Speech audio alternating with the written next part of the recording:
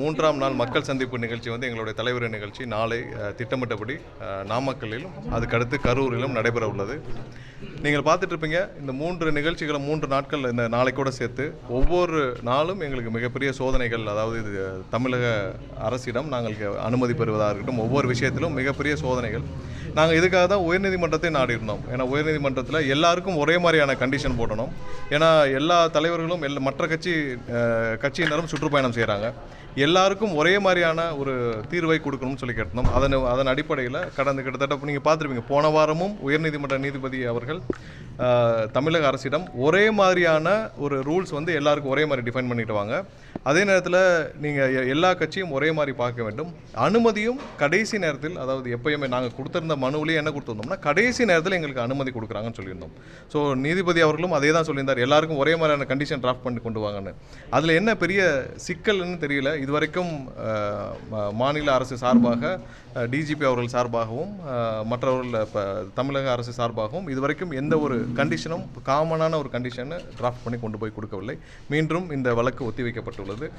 தமிழக அரசு அவங்கள சார்பாக கொடுக்க சொல்லி எங்களுக்கு நேற்று பார்த்துருப்பீங்க. நான் எதுக்காக இந்த சந்திப்புனா, நேற்று பார்த்துருப்பீங்க கரூரில் இன்றைக்கி மதியம் வரைக்கும் எங்களுக்கான அனுமதி தரப்படவில்லை. இப்போ மதியத்துக்கு மேலே தான் இடம் தேர்வு செய்யப்பட்டது. ஒரு சாதாரணமாக நீங்கள் இன்றைக்கி மக்கள் எல்லாருக்கும் சொல்ல வேண்டியிருக்கும், எந்த இடத்திற்கு தலைவர் வர்றாருன்னு, எந்த வழித்தடத்தில் வர்றாருன்னு சொல்ல வேண்டியிருக்கும், எல்லாரும் வர வேண்டியிருக்கும். எல்லாருக்கும் நாங்கள் வந்து எவ்வளவு தூரம் மக்களுக்கு சொல்ல வேண்டிய எந்தெந்த இடத்துல இருக்காங்க, எங்கே நின்று பேச போகிற தலைவர்னு சொல்ல வேண்டியிருக்கும். இப்போ கடைசி நேரத்தில் 6 மணி நேரம் 8 மணி நேரத்துக்கு முன்னால் தான் எங்களுக்கு இடங்களே கன்ஃபார்ம் பண்ணுற அளவுக்கு இருக்குது. இன்னும் 3 மாத சுற்றுப்பயணம் இருக்குது. இது மாதிரி நிறைய பிரச்சனைகள் இவர்கள் கொடுப்பார்கள். இதெல்லாம் நாங்களும் யூகித்து வச்சு தான் இருக்கோம். என்னென்ன செய்வாங்கன்னு எங்களுக்கு தெரியும். ஒவ்வொரு நாள் மக்களுடைய ஆதரவு உங்களுக்கு தெரியும். ஒவ்வொரு நாளும் மக்களுடைய ஆதரவு எல்லா இடத்திலும், ஒவ்வொரு இடத்துலையும் நீங்கள் அனைவரும் எதிர்பார்ப்பதை விட பல மடங்கு இருக்குது. ஸோ இதெல்லாம் தாண்டி நாங்கள் கண்டிப்பாக எங்களுடைய தலைவரின் மக்கள் சந்திப்பு ஒவ்வொரு நாளும் வெற்றி பயணமாக மாறும். ஒவ்வொரு நாளும் வெற்றிகரமாக மக்களிடம் போய் சேரும். மக்களும் எல்லா பகுதி, எல்லா தரப்பு மக்கள் எல்லாரும் கண்டிப்பாக முழு அளவில் ஆதரவு தருகிறார்கள். இதுவும் நாளையும் மிகப்பெரிய வெற்றி பயணமாக இருக்கும். மிகப்பெரிய வெற்றியில் இருக்கும். ஒரே ஒரு வேண்டுகோள், தமிழக காவல்துறையில் இருக்கும் அனைத்து அதிகாரிகள் அனைவருக்கும் ஒரே ஒரு வேண்டுகோள் என்னென்னா, பாரபட்சம் பார்க்காமல் நீங்கள் அனைவரும் அதிகாரிகளாக கண்டிப்பாக நடுநிலையோடு செயல்பட வேண்டும். அடுத்ததாக இன்றைக்கி வந்து திருவாரூரில் ஒரு வழக்கு பதிவு செய்திருக்காங்க. எங்கெங்கெல்லாம் நாங்கள் போயிட்டு வரோமோ அதுக்கப்புறம் வந்து ஒரு 10 நாள், முந்தானத்து பார்த்துருப்பீங்க, திருச்சியில் 10 நாள் கழித்து கம்ப்ளைண்ட் கொடுக்கப்பட்டிருக்கு. 10 நாளுக்கு அப்புறம் அவர்களாக ஒரு 3 பேரை கொண்டு போய் 10 நாளுக்கு அப்புறம் இவர்கள்லாம் வந்து சாலையோரம் இருந்த வியாபாரிகள் இவர்கள் பாதிக்கப்பட்டிருக்காங்கன்னு ஒரு 10 நாளுக்கு அப்புறம் கம்ப்ளைண்ட்டு. நேற்று வந்து இன்னைக்கு திருவாரூரில் எஃப்ஐஆர் ஃபைல் பண்ணப்பட்டிருக்கு. திருவாரூர் தங்களுடைய தலைவர் போயிட்டு வந்த பிறகு கிட்டத்தட்ட 1 வாரம் ஆயிடுச்சு. 1 வாரம் கழித்து இன்று எஃப்ஐஆர் போட்டு, அது ஓப்பன் எஃப்ஐஆர் வச்சுருக்காங்க. யார் எஃப்ஐஆரில் சேர்க்குறாங்கன்னு இது வரைக்கும் தெரியல. ஸோ இதெல்லாம் மிரட்டும் தோணி, எங்கெங்கெல்லாம் எங்களுடைய நிர்வாகிகள் இருக்காங்களோ எங்களை நிர்வாகிகளை மிரட்டும் தோணி, எதற்கும் நாங்கள் அச்சப்பட போவதில்லை, எதற்கும் நாங்கள் வந்து தயங்க போவதில்லை. எல்லாத்தையும் நாங்கள் கண்டிப்பாக சட்டப்பூர்வமாக எதிர்கொள்வோம். எல்லா தடைகளையும் தாண்டி கண்டிப்பாக 2026 மிக வெற்றி பயணமாக, வெற்றிகரமான தேர்தலாக இருக்கும். ஒரு வித்தியாசமான தேர்தலாக இருக்கும். இதுவரை தமிழக மக்கள் பார்க்காத ஒரு தேர்தலாக இருக்கும். நாளையும் எங்களுடைய தலைவருடைய பயணம் வெற்றிகரமாக நடக்கும் என்பதை தெரிவித்துக் கொள்கிறோம். இது இடங்கள் எல்லாம் எங்களுடைய தலைமை ட்விட்டர் பக்கத்திலிருந்து அறிவிக்கப்பட்டிருக்கு. ஸோ அந்த இடங்களை இப்போ மக்களிடமும் அறிவிக்க அனைவரும் எங்களுடைய நிர்வாகிகள் கொண்டு போய் சேர்த்துட்டு இருக்காரு. அனைவரும் நாளைக்கு வெற்றிகரமாக வந்து எங்களுடைய தலைவரின் அந்த மக்கள் சந்திப்பு வெற்றிகரம் நடக்கும் என்பதை தெரிவித்துக் கொள்கிறேன். அதாவது எல்லா இடத்துலையும், எல்லா ஊர்களையும் இந்த மாதிரியான கூட்டங்கள் நடத்துறதுக்கும் சுற்றுப்பயணம் செய்கிறதுக்கும் மக்களை சந்திக்கிறதுக்கும் ஒரு காமனான பிளேசஸ் வச்சுருப்பாங்க. எல்லா ஊர்லேயும், எல்லா நகரங்கள்லையும். ஏன்னா இது வந்து இன்றைக்கி புதுசாக நடக்கிறதால இல்லை, எல்லா தேர்தலையும் நடக்கிறது, எல்லா ஊர்லேயும் நடக்கிறது, ஒவ்வொரு வருஷமும் நடக்கிறது, ஒவ்வொரு காலகட்டத்தில் நடக்கிறது தான்.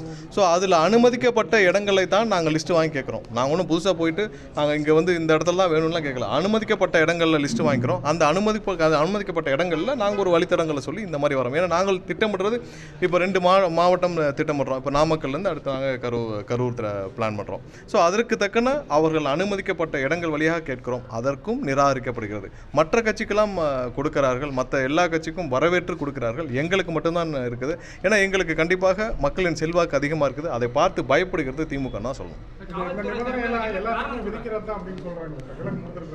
இல்லை, எந்த இடத்துலையும் யாரையும் வரக்கூடாதுன்னு நிபந்தனைகள் கொடுக்கல. எந்த இடத்துலையும் இங்கே வந்து உங்கள் தலைவர் சென்னையிலேருந்து சென்னையிலேருந்து எப்போ வராரு, சென்னையிலேருந்து எப்போ போகிறான்னு கேட்கல. இது மாவட்ட காவல்துறைக்கு எதுக்கு சென்னையிலேருந்து எப்போ வராங்க, சென்னையிலேருந்து இங்கேருந்து எப்போ சென்னைக்கு போகிறாங்கன்ற கண்டிஷன்ஸ் எல்லாம் எல்லாமே புதுசான கண்டிஷன்ஸு. நாங்கள் 2 கண்டிஷன்ஸையும் நான் வந்து 2யும் அப்போ அதாவது அதிமுகவுக்கு என்ன கண்டிஷன் கொடுத்தாங்களோ அதையும் எங்களுக்கு கொடுத்த கண்டிஷனையும் நான் வந்து மீடியாக்கிட்டே நான் கொடுத்துருக்கேன். எங்கேயுமே எங்களுக்கு கொடுத்த ஒரு கண்டிஷன் கூட அதில் கிட்டத்தட்ட 23ல் 10 கண்டிஷன்ஸ் புதுசாக இவர்களாக உருவாக்கி விட்டோம்.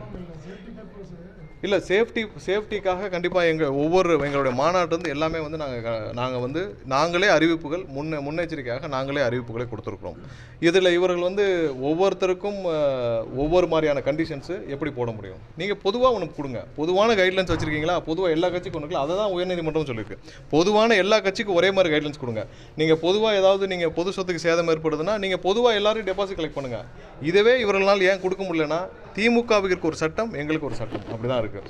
கடந்த வாரம் வந்து 10 நாளைக்கு முன்னாடி முதல்வருடைய இதே கூட்டம் வந்து கரூரில் நடந்துச்சு. என்ன பண்ணாங்க? எல்லாமே வந்து லோடு வண்டியில் தான் மக்கள் அழைச்சிட்டு வந்தாங்க. எல்லாமே காசு கொடுத்து ஒவ்வொருத்தரும் லோடு வண்டியில் கூட்டிகிட்டு வந்தாங்க. முதல்வர் வர்ற அந்த கூட்டத்துக்கு நடுவுலேயே பட்டாசு வெடிக்கப்பட்டுச்சு. பார்த்துருப்பீங்க, 2 சைடு அப்படியே பட்டாசு வெடித்து பட்டாசுக்கு நடுவுலே தான் வந்து முதல்வர் இறங்கினார். அவர் கார் உள்ள கூட்டத்துக்கு நடுவில் வர்ற வரைக்கும் 2 சைடு பட்டாசு வெடிச்சாங்க. எல்லா பக்கம் வந்து பொதுமக்கள் வந்து அவங்க வந்து எல்லா ஊர்கள்லேருந்து லோடு வண்டியில், லோடு ஆட்டோவிலையும் லோடு வேன்லேயும் லாரிகள்லையும் வந்து இறக்கப்பட்டாங்க. ஸோ இதெல்லாம் உங்களுடைய சட்டத்திற்கு உட்பட்டு தான் நடக்குதா? கொஞ்சமாவது கேமரா இருக்குது, மீடியா இருக்குது, இது முன்னாடி கொஞ்சம் மறைச்சாவது செய்யலாம்ல. எதையும் மறைச்சி கூட செய்ய மாட்டோம். ஆளுங்கட்சினா நாங்கள் எல்லாத்தையும் ஓப்பனாக செய்வோம். நாங்கள் லோடு வண்டியில் தான் இறங்குவோம். பட்டாசு வெடிக்கக்கூடாதுன்னு சொல்கிறீங்க. இது வரைக்கும் எங்கள் நிர்வாகிகள் எங்கேயாவது அதை செஞ்சுருக்காங்களா? நாங்களே அதை வேண்டாம் என்று எங்களுடைய தலைவர் பல முறை அறிவித்திருக்கார். அது இல்லாமல் நீங்கள் வந்து கடைசி ஸ்டேஜ் வரைக்கும் பட்டாசு வெடிக்கிறீங்க. அதை நீங்கள் பார்த்தீங்கன்னா தெரியும், அந்த விஷுவல் இருந்தால் பார்த்தீங்கன்னா தெரியும். கரூரில் முதல்வருடைய இதில் பொதுமக்கள் அவ்வளோ பேர் இருக்காங்க. அவர்களுக்கு நடுவுலேருந்து அந்த பட்டாசு வெடிக்கப்படுது. அவர் வர்றப்போ அவர் வர வைக்கிறதுக்கு எவ்வளோ தூரம் ஆபத்தான ஒரு விஷயம்னு சொல்லுங்கள். அங்கே எவ்வளோ துணிகள் இருக்குது, எவ்வளோ கட் அவுட் இருக்குது, எவ்வளோ தூரம் நீங்கள் சுற்றி பேனர் கட்டியிருக்கீங்க. பேனருக்காக வழக்கு வந்து எங்களுடைய தமிழக வெற்றி கழக நிர்வாகிகள் பேர் மட்டும்தான் போடப்பட்டிருக்கு. நாங்கள் பெயிலுக்கு போகிறப்ப அங்கே இருக்கிற மேஜிஸ்ட்ரேட்டே சொன்னாங்க, இதென்ன புதுசாக இருக்குது, இதான் முதல்ல பேனருக்கு வழக்கு வரதை பார்க்குறேன். நாங்கள் பேனருக்கு நான் பெயிலபிள் செக்ஷனில் போட்டு முதல்ல ரிமாண்டுக்கு கொண்டு போனது எங்களோட தமிழக வெற்றி கழக நிர்வாகிகளை மட்டும்தான். வேறு எந்த கட்சியில் இது வரைக்கும் பேனருக்கு வழக்கு போடவே இல்லை. அன்றைக்கி முதல்வர் வந்தப்போ நீங்கள் அதே கேமரா தானே இருக்குது, இதே மீடியா தானே இருக்குது, இதே மாதிரி தானே இருக்குது, கொஞ்சமாவது மறைச்சி செய்யலாமே. எல்லாமே லோடு வண்டி கவர்மெண்ட் பஸ்ஸில் தான் வந்து அன்றைக்கி வந்து மக்கள் குவிக்கப்பட்டார்கள். பணம் வாங்கி கொண்டு பணம் கொடுத்து மக்களை கூட்டி வந்து குவிச்சார்கள். ஸோ இதெல்லாம் தான் நாங்கள் தீர்வு காண வேண்டும் இருக்கிறோம்.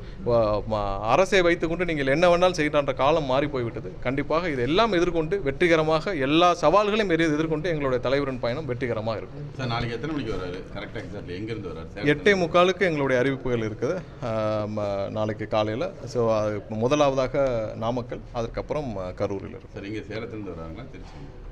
அதெல்லாம் எங்களோட அறிவிப்பில் வரும். ஏன்னா அந்த பயண திட்டங்களை குறித்து அறிவிப்புகள் இன்னும் கொஞ்சம் நேரத்தில் பிரஸுக்கு கொடுப்போம். எப்படின்றத இல்லை, எங்களுடைய கட்சி நிர்வாகிகளுக்கும் பொதுமக்களுக்கும் 8:45 அறிவிப்பு கொடுத்துருக்கு. ஸோ அதுலேருந்து ஒரு சில மணி நேரங்களுக்குள்ளே வந்துடுவார். இங்கே ஏதாவது நிபந்தனை விதிக்கப்பட்டிருக்கு, இங்கே வந்து இவ்வளோ நேரம் தான் பேசணும் அப்படிங்கிற எல்லா இடத்துலையும் அதே மாதிரியான இப்போ எங்களுக்கு கொடுத்த நிபந்தனைகள் எந்த மாற்றமும் இல்லை. பழைய முதல்ல என்ன கொடுத்தாங்களோ அதே தான் கொடுத்துருக்கு. எங்களுக்கு மாநாட்டிலேருந்து இதே மாதிரி தான் இருக்குது. எல்லாமே வந்து போராடி தான் நாங்கள் பெற வேண்டிய சூழ்நிலை இருக்குது. இப்போவும் பாருங்கள், உயர்நீதிமன்றம் 2 தடவை சொல்லிட்டாங்க. 2 தடவை உயர்நீதிமன்றம் மாண்புமிகு நீதிபதி அவர்கள் வந்து இதில் டிராஃப்ட் பண்ணுறதுல என்ன பிரச்சனை, நீங்கள் கொடுத்த கண்டிஷன் தானே. ஒரு ஆர்ப்பாட்டத்திற்குனா என்ன இஷ்யூ வரும்னு தெரியும், ஒரு கண்டிஷன்ஸ் டிராஃப்ட் பண்ணுங்கள். இந்த மாதிரியான மக்கள் சந்திப்புக்கு என்ன இஷ்யூன்னு வரும்னு தெரியும், நீங்கள் டிராஃப்ட் பண்ணுங்கள். நீங்கள் அனுமதிக்கப்பட்ட இடங்கள் தானே, அந்த இடத்துல என்ன இஷ்யூன்னு வரும் டிராஃப்ட் பண்ணுங்கள். பொதுவாக வச்சுக்கோங்க, யாருக்கு எந்த பிரச்சனையும் இல்லை.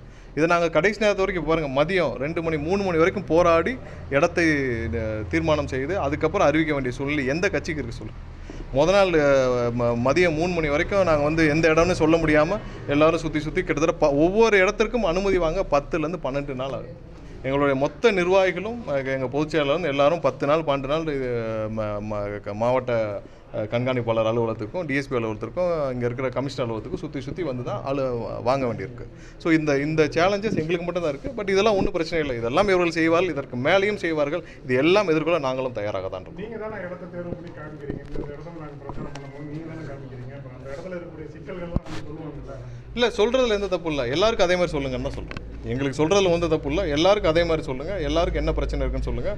எல்லாருக்கும் இருக்கிற கண்டிஷன்ஸ் கண்டிப்பாக நாங்கள் எடுத்துக்கொள்வோம். ஏன்னா எங்களுக்கும் என்றைக்கும் மக்களுக்கு எந்த தொந்தரவு வரக்கூடாது, மக்களுக்கு எந்த வித இடையூறும் இருக்கக்கூடாது தான் எங்களுடைய விருப்பம். சரி, இப்போ சனிக்கிழமை மட்டும்தான் பிரச்சாரம் பண்ணக்கூடிய ஆள் வந்து இருக்கிறாங்க அப்படின்னு சொல்லி துணை முதலமைச்சர் வந்து விமர்சனம் பண்ணியிருக்காங்க மறைமுகமாக. அதை எப்படி பார்க்குறீங்க? முதல்ல அவர் தூங்கி எந்திரிக்கட்டும், அவர் நேரத்துக்கு வரட்டும். அவருடைய துறை என்னன்னு இப்போ இருக்கிற இங்கே இவ்வளோ பேர் இருக்கீங்க. அவர் அமைச்சராக ஒரு துறை இருக்கார். அந்த துறை என்ன செஞ்சுச்சுன்னு உங்களுக்கு யாருக்கு தெரியுமா? யாராவது ஒருத்தர், இங்கே இருக்கிற நண்பர்கள், பல பத்திரிகை நண்பர் இருக்கீங்க, யாராவது ஒருத்தர் அவர் அமைச்சராக இருக்க துறை பேரை சொல்லிடுங்க. அந்த லட்சத்தில் அவர் ஒரு துறையை வந்து கிட்டத்தட்ட 3 வருஷமாக அமைச்சராக இருக்கிறார். முதல்ல அவர் துறையில் என்ன இருக்காருன்னு தெரிஞ்சுக்கிட்டோம். அவருடைய வேலை என்னன்னு தெரிஞ்சுக்கிட்டோம். அவர் தெரிஞ்சுக்க வேண்டிய விஷயங்கள் 1000 இருக்குது. முதல்ல தூக்கத்துலேருந்து எந்திரிக்கட்டும், அப்புறம் மற்றதை பேசுவோம். நன்றி. ட்ரெண்டை ஃப்ரெண்ட் ஆக்கிக்கோங்க. தந்தி டிவியின் சப்ஸ்கிரைபர்ஸ் அண்ட் ஃபாலோவர்ஸ் குடும்பத்தில் நீங்களும் இணையுங்க.